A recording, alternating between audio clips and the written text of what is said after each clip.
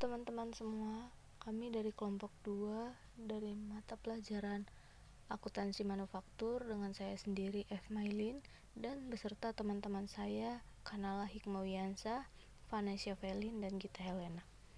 Pertama-tama, marilah kita panjatkan puji syukur kehadirat Allah yang Maha Kuasa atas segala limpah dan rahmat-Nya kepada kami sehingga dapat menyelesaikan presentasi dengan judul Laporan Keuangan pada Perusahaan Manufaktur. Pertama-tama, saya akan menjelaskan pengertian dari laporan keuangan. Laporan keuangan secara umum adalah laporan yang berisi pencatatan uang dan transaksi yang terjadi dalam bisnis, baik transaksi pembelian maupun penjualan, dan transaksi lain yang menilai ekonomi dan moneter. Jika melihat dari penjelasan di atas, tentu bisa ditarik kesimpulan kalau pengertian laporan keuangan adalah laporan yang berisi transaksi keuangan perusahaan pada periode tertentu, yang mana laporan tersebut harus dilaporkan dan dipertanggungjawabkan sebagai pembahasan evaluasi untuk perkembangan usaha ke depan. Jenis-jenis laporan keuangan. 1. Laporan rupiah.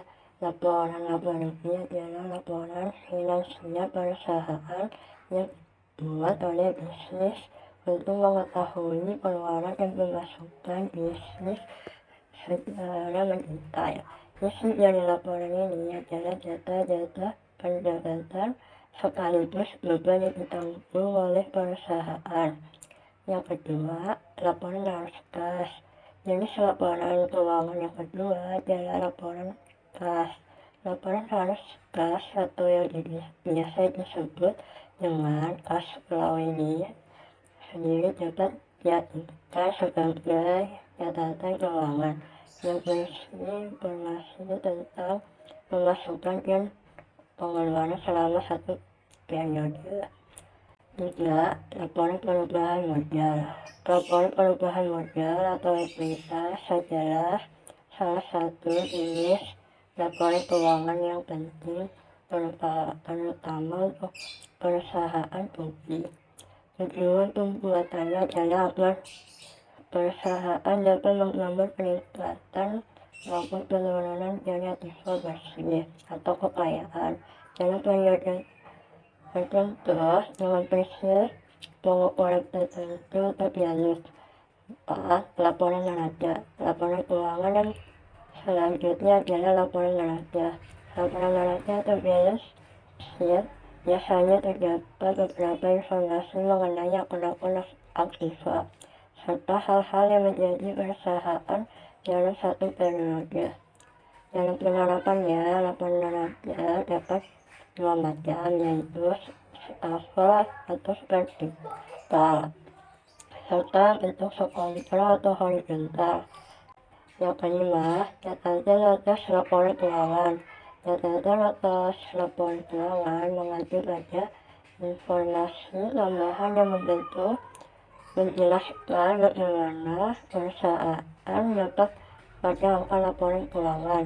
Catatan ini juga membantu menjelaskan penyimpangan atau anggapan inkonsistensi dalam metodologi akun tahun ke depan. Fungsi laporan keuangan. 1. Untuk menilai kondisi usaha. 2.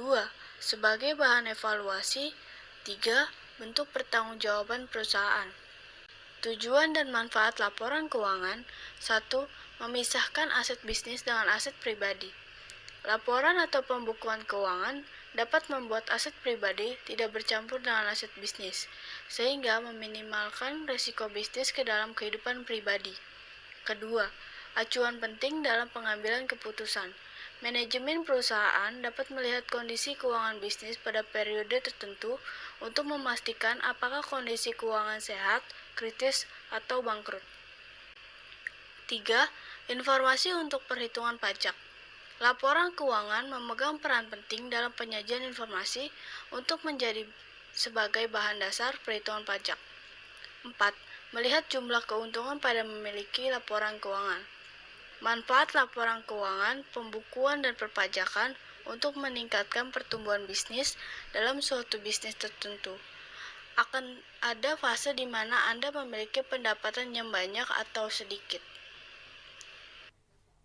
Ada pihak-pihak yang berkepentingan.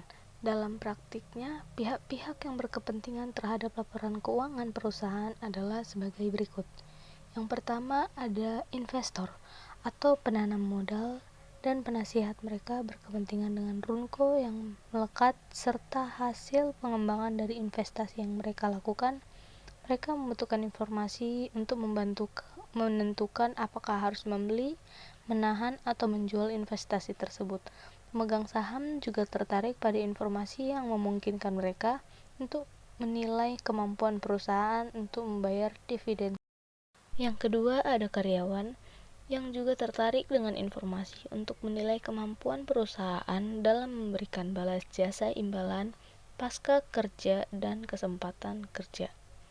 Yang ketiga, ada pemberian pinjaman yang tertarik dengan informasi keuangan yang memungkinkan mereka untuk memutuskan apakah pinjaman serta bunganya dapat dibayar pada saat jatuh tempo. Yang keempat, pemerintahan dan berbagai lembaga yang berada di bawah kekuasaannya berkepentingan dengan alokasi sumber daya dan karena itu berkepentingan dengan aktivitas perusahaan. Mereka juga mendistribusikan informasi untuk mengatur aktivitas perusahaan, menetapkan kebijakan pajak, dan berbagai dasar menyusun statistik pendapatan nasional dan statistis lainnya. Yang kelima, pelanggan. Para pelanggan berkepentingan dengan informasi mengenai kelangsungan hidup perusahaan, terutama kalau mereka terlibat dalam perjanjian jangka panjang atau tergantung pada perusahaan. Yang keenam, pemasok dan kreditur usaha lainnya.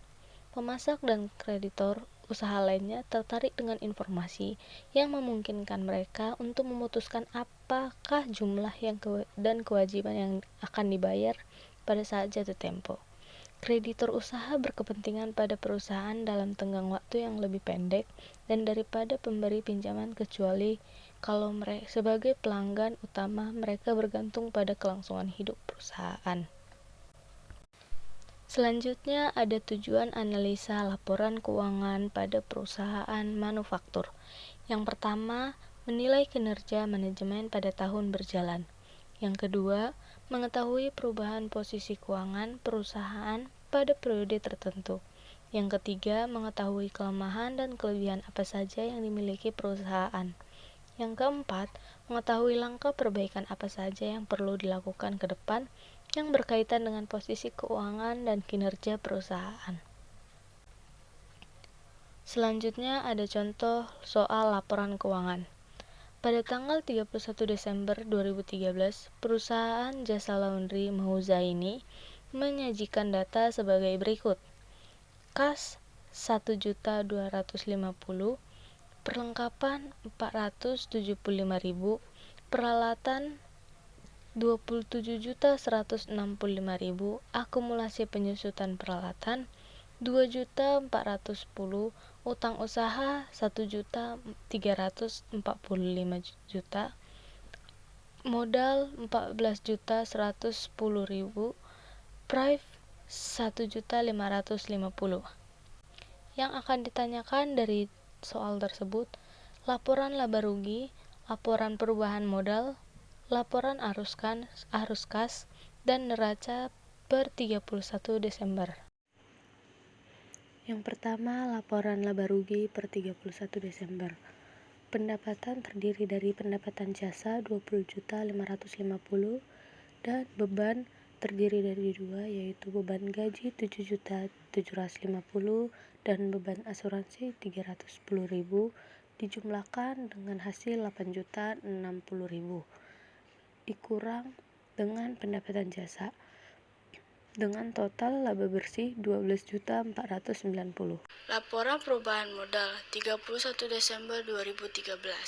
Modal awal Rp14.110.000 berada di kredit, laba bersih Rp12.490.000 berada di debit, prive Rp1.550.000 berada di debit. Jumlahnya Rp10.940.000 berada di kredit. Modal akhirnya Rp25.050.000 berada di kredit. Laporan harus pas 31 Desember 2017. Pas masuk ada pendapatan dengan harga Rp50.550.000. Pas keluar ada beban gaji dengan harga Rp7.750.000. Beban asuransi dengan harga Rp310.000 ditambah. Jadi jumlah pas keluarnya adalah Rp8.060.000.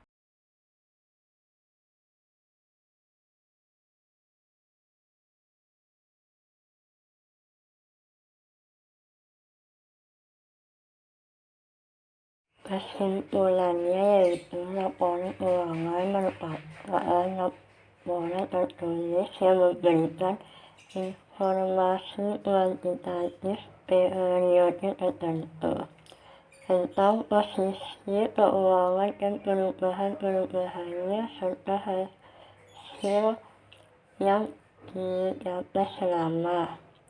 Laporan keuangan mencerminkan semua transaksi usaha sepanjang waktu yang menghasilkan baik peningkat maupun penurunan bersih nilai ekonomi bagi pemilik modal.